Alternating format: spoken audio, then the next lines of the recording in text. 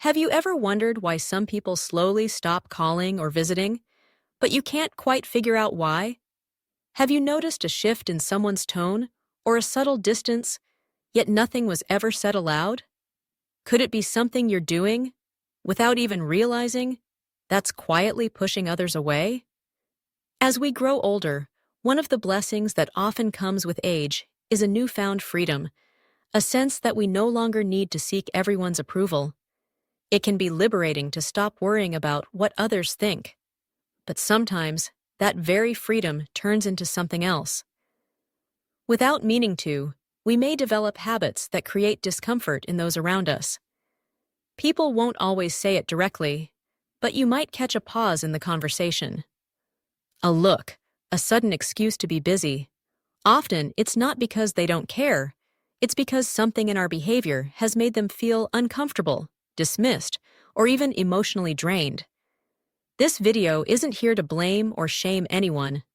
It's about awareness and about growth.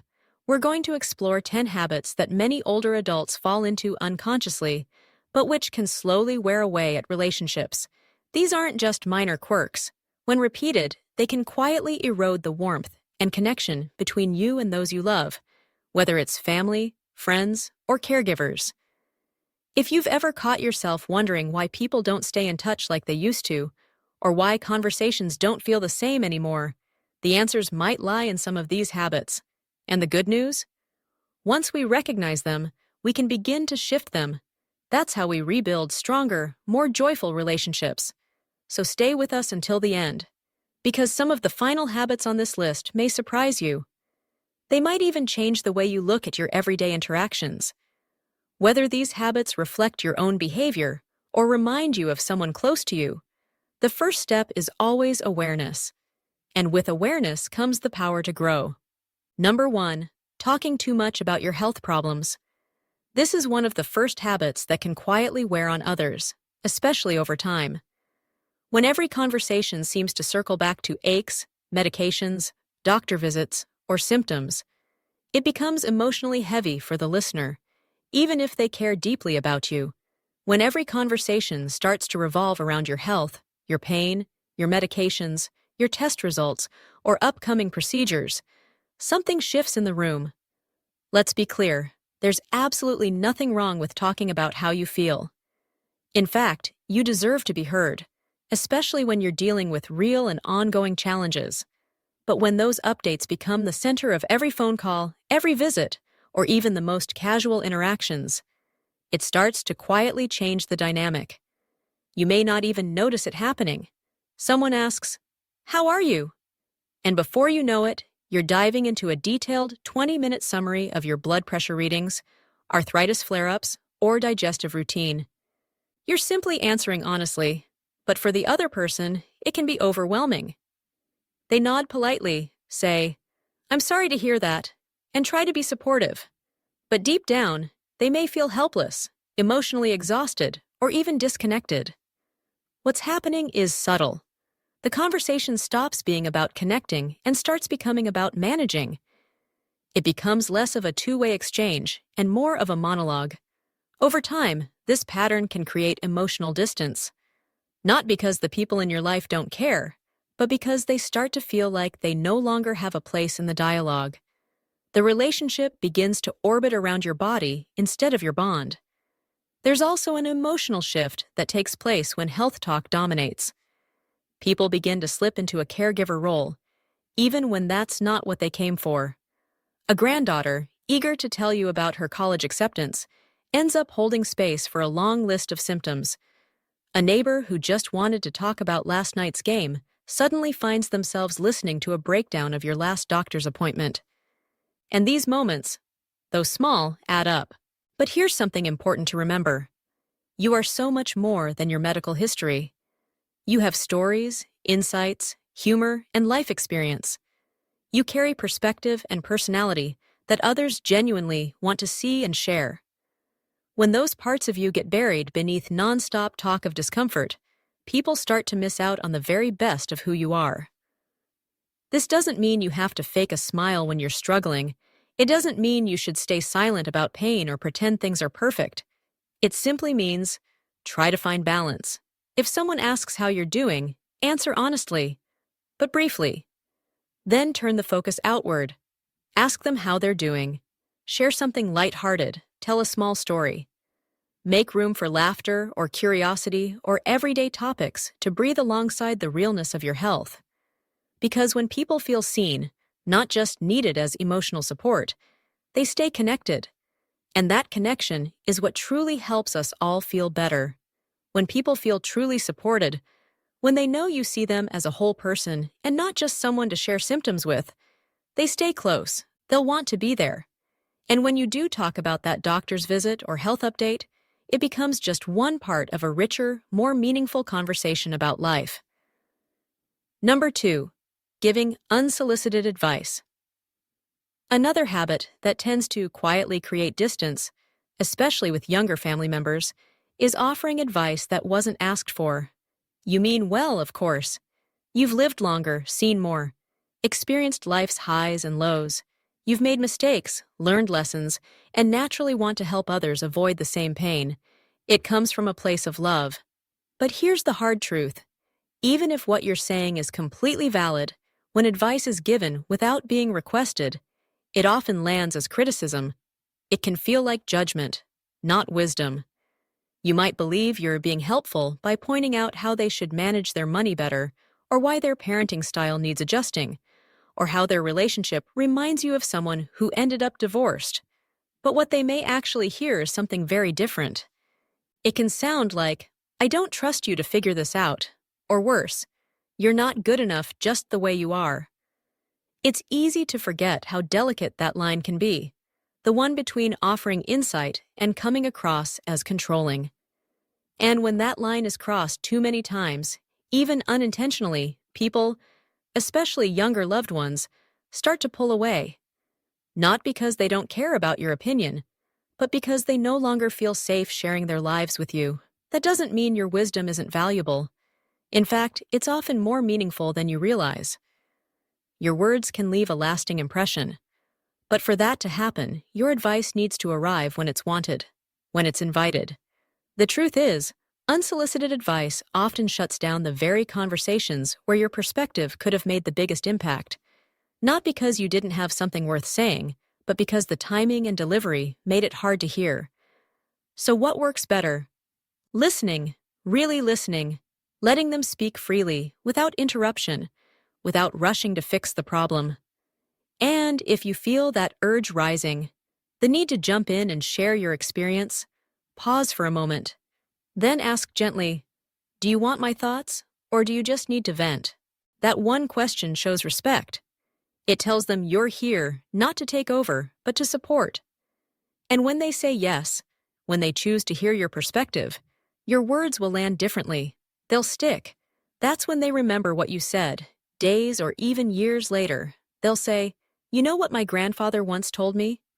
Or, "I'll never forget what my aunt said that day."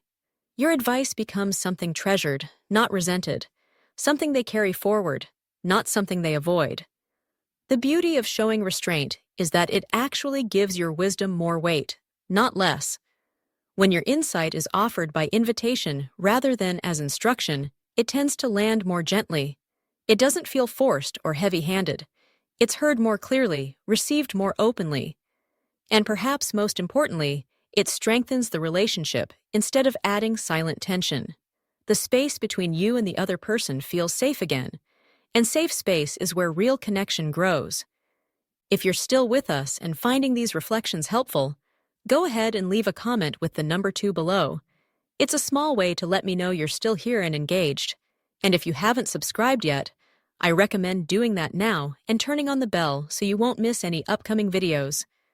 Your support truly helps us continue creating meaningful, thoughtful content to inform and inspire you. Now let's keep going. Number 3. Refusing to adapt to new technology. There's a big difference between not understanding something and actively refusing to understand it. And when it comes to technology, that resistance, especially when it's expressed through sarcasm or frustration, can drive people away more quickly than you might expect. We all know how rapidly technology has changed, Smartphones, video calls, digital menus, text messages, QR codes, online forms. It's a lot. Sometimes it feels like the whole world sped up while you are still trying to figure out what an app even is. That feeling can be overwhelming. It's valid. It's real. And it's completely okay to struggle with modern tools. But here's where things often break down. When someone, often a younger person, tries to help, and the response they get is something like, "This is stupid," or "I don't need that junk," or "Back in my day, we didn't need all this nonsense," it builds an invisible wall. It's not just a wall against the technology itself. It's a wall that can feel personal.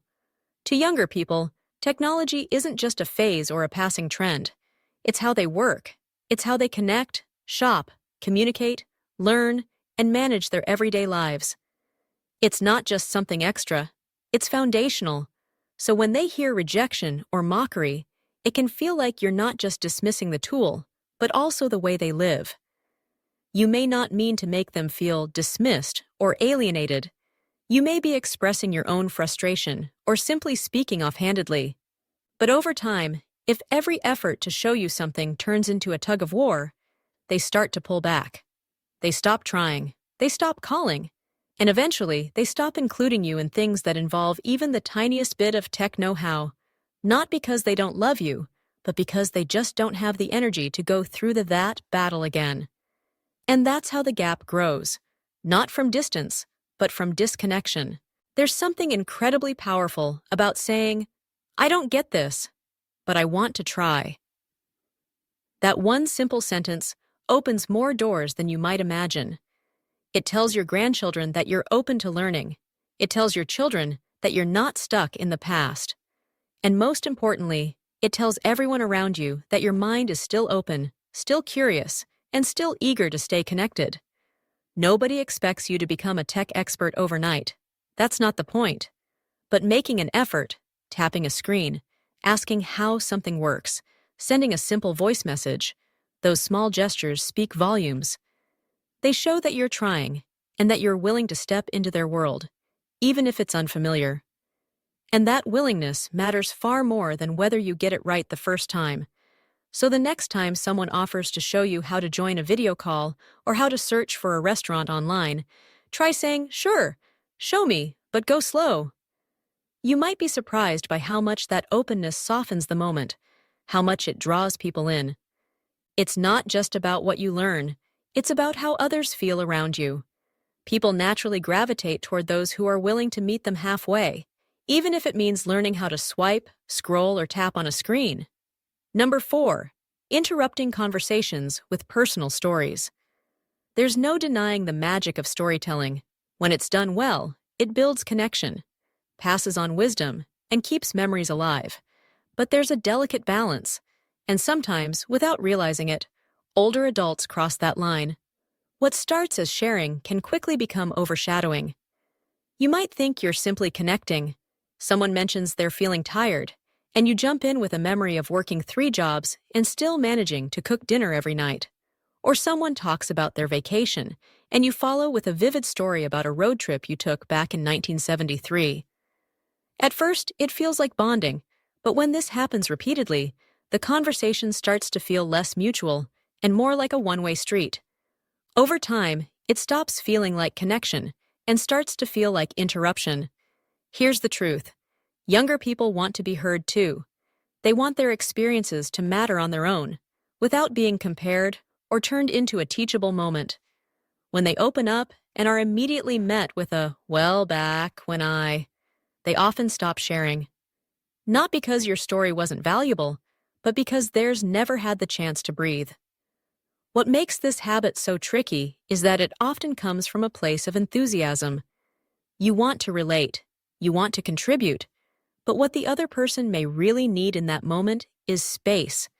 Space to feel seen, heard, and supported in their own experience. Or even love. What you're really trying to say is, "I understand," or "I've been there too."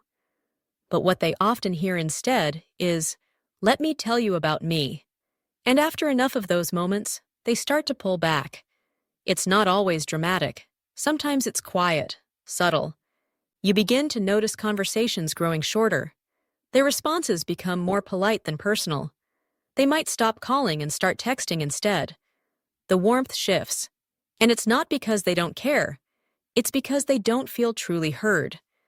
There's a simple shift that can make all the difference. When someone opens up to you, pause. Really listen, not just to the words, but to the feelings behind them.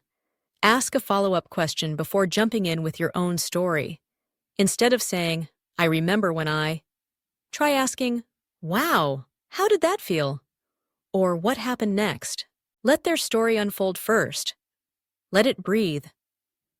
And when you do share your own experience, make sure it serves as a bridge, not a spotlight, something that adds to their story, not something that shifts the entire focus to yours. A thoughtful, relevant comment can deepen the moment. A rushed response can flatten it. Because when people feel genuinely heard, they don't pull away. They lean in. They share more. They open up with trust and interest. And later, when it's your turn to speak, they'll be listening with curiosity and warmth. Why? Because you've shown that you care about more than just being heard. You care about hearing them. Number 5, being too negative or cynical. There's a big difference between speaking your mind and letting every conversation carry a dark cloud. While you might think you're just being honest, or maybe even realistic, constant negativity has a way of draining the energy out of even the happiest moments, and the people around you begin to feel it. You may not notice it at first. A grandchild tells you about a new job, and your response is, "They'll probably lay you off within a year." Someone announces their engagement, and you reply, "Give it 5 years, and you'll see the truth." Or a friend shares that they're planning a trip, and you say, "That place used to be nice, before it went downhill." On the surface, these might seem like harmless remarks, maybe even dry humor, but to others, especially those who care about you, they feel heavy. They take the wind out of the moment. They replace excitement with hesitation. Doubt begins to creep in. And when that kind of reaction becomes a pattern, it builds a reputation, one that makes people hesitate to share good news at all. You see, people naturally want to protect their joy. They seek out those who will celebrate with them, not dampen their spirits. If every conversation feels like it ends with a warning, a worry, or a sarcastic remark, they may start to keep their happiness to themselves. People naturally gravitate toward those who lift them up, not necessarily cheerleaders or people who sugarcoat everything, but those who can share in their joy without turning it into a critique. When every bit of good news is met with sarcasm or skepticism, even in small doses, it gradually chips away at connection. Over time, your loved ones may begin to feel like they have to protect their happiness from your reactions, like they need to brace themselves before telling you something hopeful. That doesn't mean you can't be honest. You can, and should. Speak from your truth, but there's a way to express concern or offer perspective that doesn't sour the moment. Instead of jumping in with doubt, try starting with curiosity. A simple question like, "How are you feeling about that?" goes much further than, "That won't last," or "You'll see." And if you do feel the need to offer a reality check, consider wrapping it in encouragement. For example, "I've seen people struggle in that line of work, but if anyone can handle it, it's probably you." That small addition of hope changes everything. It says, "I believe in you, even if you still have concerns." Sometimes, negativity creeps in from deeper places, unhealed wounds, old disappointments, regrets that never got resolved. Life's betrayals and losses don't just vanish with time. They settle in, and if we're not careful, they harden into bitterness. But that doesn't have to be the story. The goal isn't to pretend everything's fine. It's to speak from a place that's been softened by wisdom, not hardened by resentment. One of the most powerful gifts an older adult can bring into any space is light. Not fake positivity, but a grounded kind of optimism. The kind that says, "Yes, life is hard, but it's also beautiful, and you're doing just fine." That message stays with people. It makes them want to come back to you, to share more, to feel safe in your presence. So the next time someone opens up with something they're excited about, try pausing, just for a second. Notice what your first impulse is. If it leans towards sarcasm or cynicism, gently ask yourself, is this really helping? Or is it just a habit I've fallen into?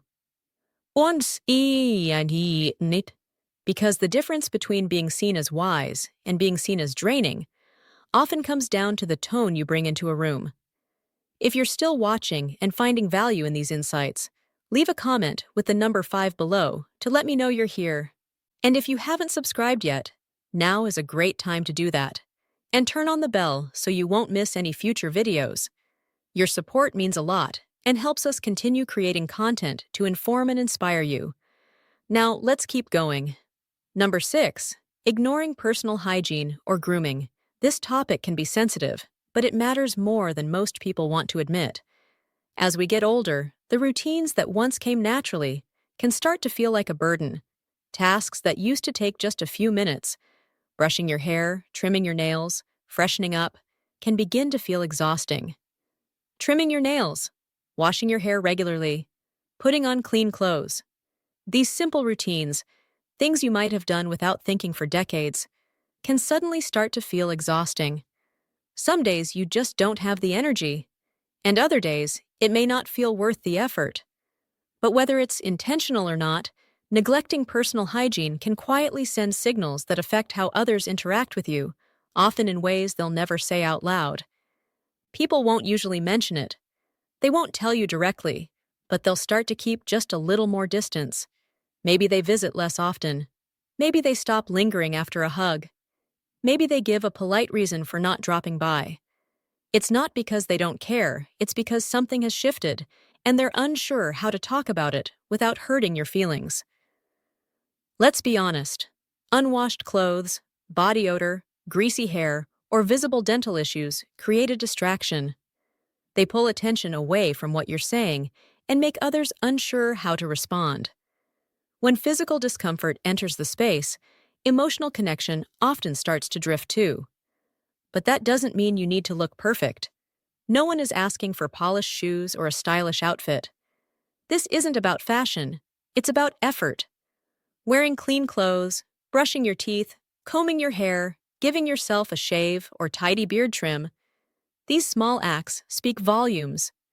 They send the message, I still care, I care about myself, I care about being here, I care about the people around me. It's also about dignity. Taking care of yourself reminds others, and yourself, that aging doesn't erase self-respect. You're still showing up. You're still part of the world. And that energy, it's contagious. It makes others want to be near you, not out of obligation, but out of genuine joy. And if mobility, illness, or physical limitations have made grooming difficult, it's okay to ask for support in a way that still honors your pride. There's no shame in asking a loved one to help trim your nails or set up a recurring haircut. In fact, that's not weakness at all. It's wisdom. It shows that you value your presence and that you're willing to adapt in order to stay connected. Sometimes, slipping hygiene isn't about physical barriers. It's about loneliness or depression. And in those moments, grooming becomes more than a task. It becomes a quiet signal that something deeper is asking for attention. If that's the case, know this. Reaching out can make all the difference. Not just reaching inward, but reaching outward. To a friend, a doctor, a trusted family member. Because no matter how old you are, your presence still matters. And when you take steps to show up for yourself, others will show up for you too. When you show that you care about how you present yourself, how you show up in the world often responds with care in return. That mutual respect can be felt, even without words. Number 7, overstepping boundaries with younger people. One of the most challenging parts of aging is realizing how quickly social norms can shift and how easy it is to unintentionally cross a line. Things that were once considered lighthearted or harmless may now be received very differently. A joke that would have drawn laughter 20 years ago might now be met with an awkward pause or silence. A comment on someone's appearance, clothing, or lifestyle, even if meant as a compliment, can feel intrusive or out of place. This isn't about becoming overly cautious or feeling like you have to walk on eggshells. It's about understanding that the world your children and grandchildren live in operates by a different social code, especially when it comes to personal boundaries and mutual respect. Sometimes older adults use phrases like, "I'm from a different generation," as a way to explain or excuse behavior. While that may be true, it doesn't always sit well with younger people, because for them, it's not about what was normal in your time, it's about how your words or actions make them feel now. Take teasing someone about their weight or clothing, for example. Even if that kind of humor has always been part of how you talk, it might land as hurtful, not funny. Or making suggestive remarks, even playfully, or initiating physical contact, like hugs or cheek kisses, when someone hesitates, can come across as a disregard for their personal space. Offering unsolicited advice or criticism on how someone raises their children, who they date, or what they believe in may come from a place of concern, but it can feel more like judgment or intrusion. And here's where it gets complicated. Most of the time, these comments or actions don't come from a place of harm. They often come from affection, a desire to relate, or to stay connected. But if the person on the receiving end walks away feeling disrespected, misunderstood, or emotionally uneasy, then the impact has overshadowed the intention. So what can you do? One word: curiosity. Rather than assuming what's okay, ask. Instead of jumping into a joke, pause. Before reaching out physically, notice if they move toward you first. That small space between impulse and action, that moment of consideration, can make all the difference. It creates safety. It builds trust. It tells the other person, "I care about how you feel." And when you do get it wrong, because we all do at some point, the most powerful thing you can say is something simple and sincere. "I didn't realize that made you uncomfortable. Thank you for telling me." Saying, "Thank you for telling me," with sincerity doesn't make you look weak. It does the opposite. It strengthens your relationships. It shows humility, and humility builds trust. At the heart of it, boundaries aren't walls meant to shut people out. They're doors, clear invitations into someone's space, offered with trust and the expectation of mutual respect. When someone feels that you understand and honor their boundaries, they don't pull away. They feel closer. Respecting those lines doesn't create distance. It deepens connection.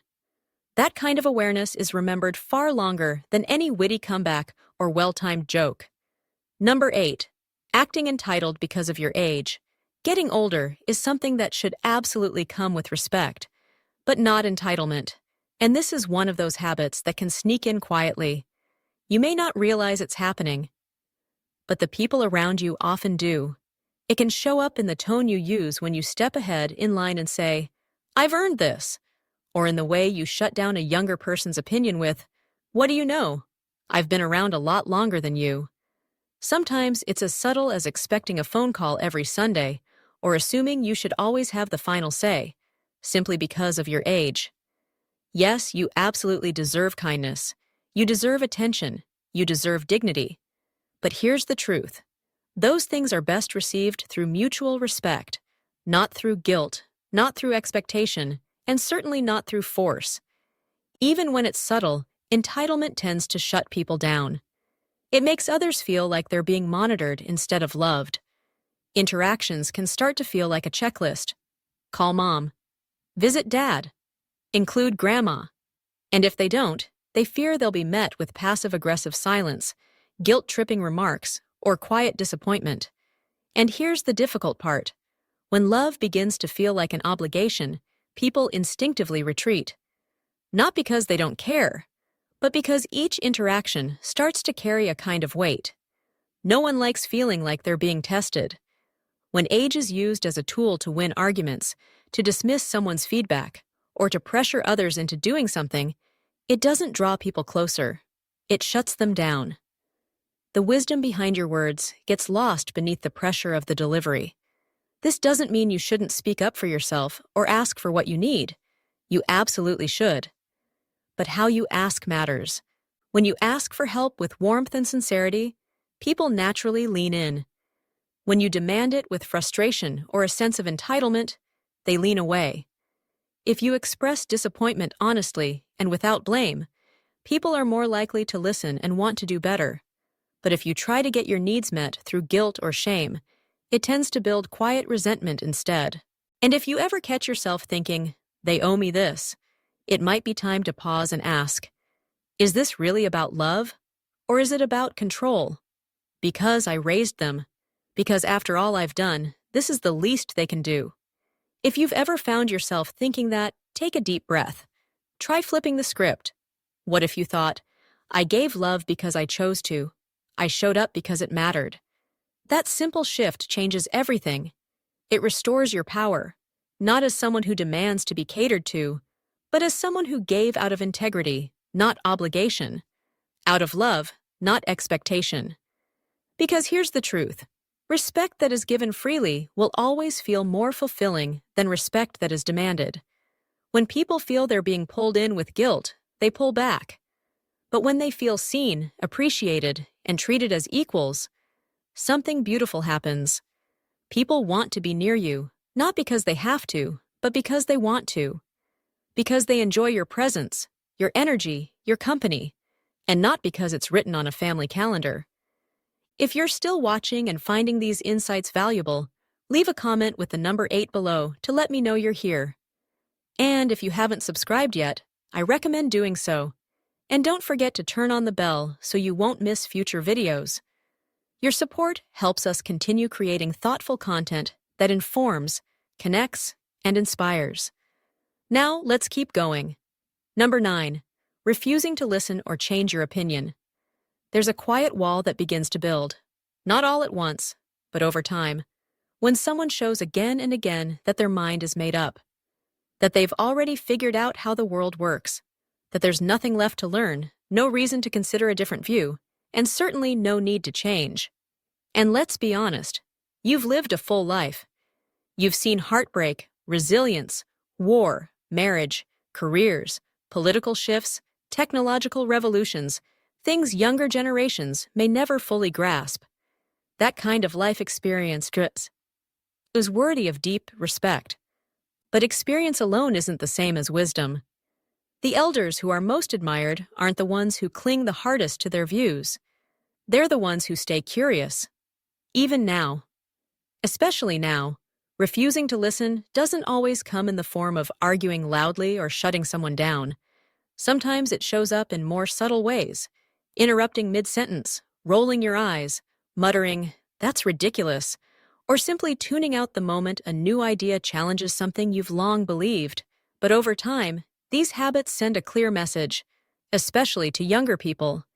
Your voice doesn't matter here. And when someone feels like their opinion is being dismissed before they've even finished speaking, they stop sharing. Not because they've run out of ideas, but because they've stopped believing you'll hear them. But not because they've run out of things to say. They've just stopped feeling safe saying them around you. You don't have to agree with everything. In fact, you're not supposed to.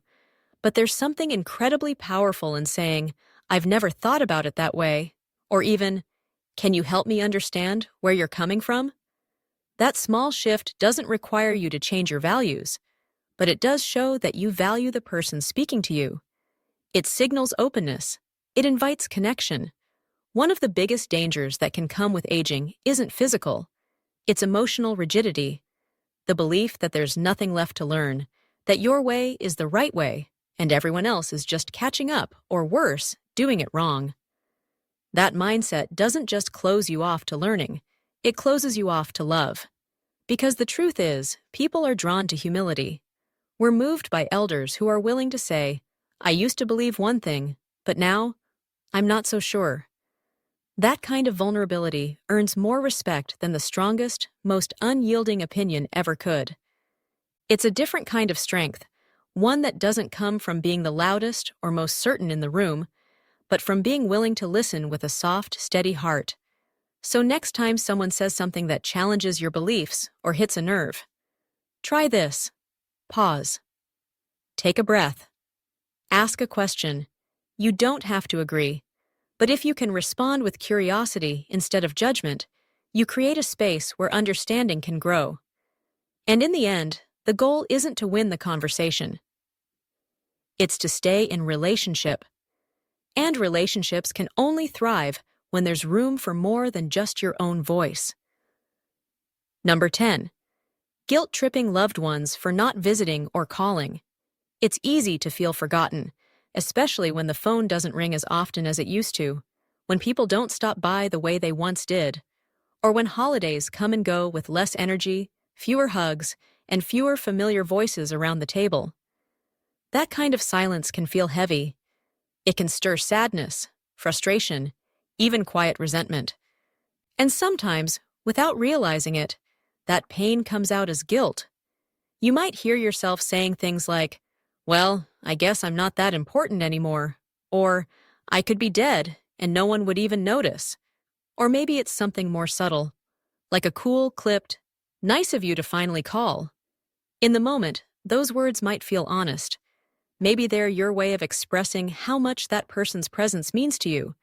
But to the person hearing it, it can feel like a trap, like no matter what they do, it'll never be enough.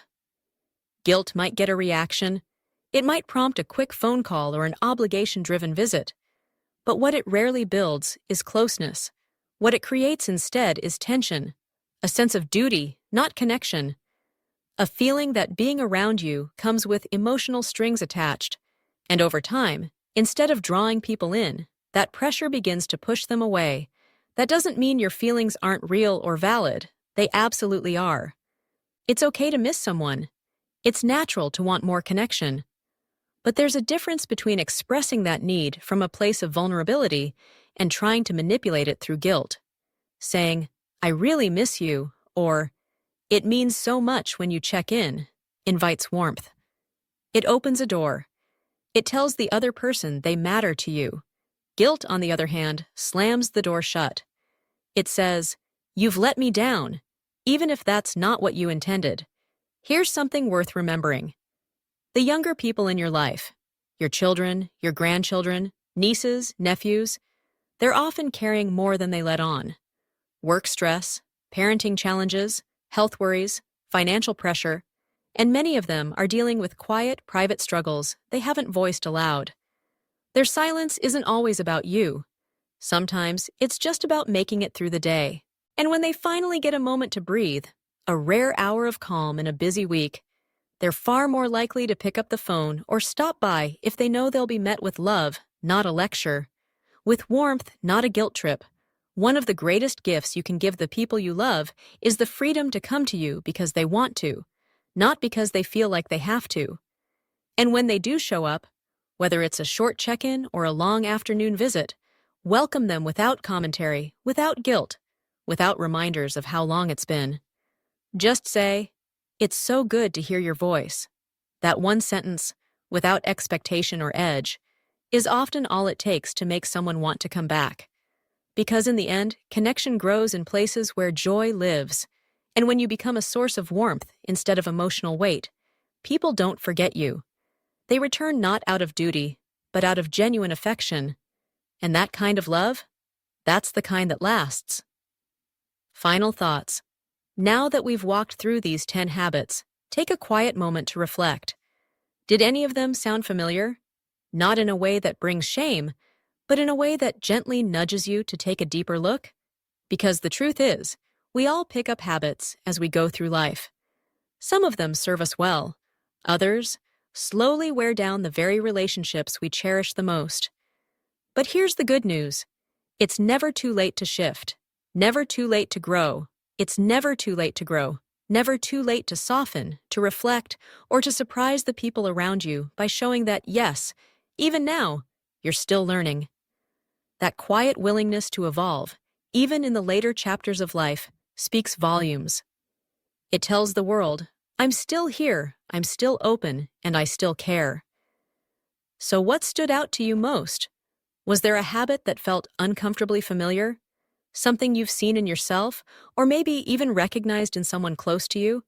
And more importantly, what's one small shift you're willing to try, just to see how it feels? This video was never about blame or judgment. It's about connection. It's about becoming more intentional with how we show up, not only for others, but for ourselves. Because no matter your age, whether you're 55 or 85, you still have influence. You still have the ability to shape how others feel in your presence. That power never goes away. You can still become the kind of person people look forward to being around, not because they feel obligated, but because they genuinely want to. So lean into that. Be curious. Be kind. Be the one who listens more than they interrupt, who smiles more than they criticize, who invites others in rather than pushing them away with guilt or frustration. That kind of presence, that's the legacy that truly lasts, far longer than anything you could ever say. Thank you so much for spending your time with us today. We genuinely love to hear your thoughts. Please leave a comment below and share one thing you learned and how you might apply it in your own life moving forward. Your experiences matter to us, and reading your comments brings us energy and encouragement to keep creating. If you found this video helpful, please like, subscribe, and share it with someone who might need it. Your support helps us continue making thoughtful content that informs, inspires, and uplifts. Wishing you continued health, happiness, and peace. And don't forget to subscribe to our channel. Take care, and we'll see you in the next video.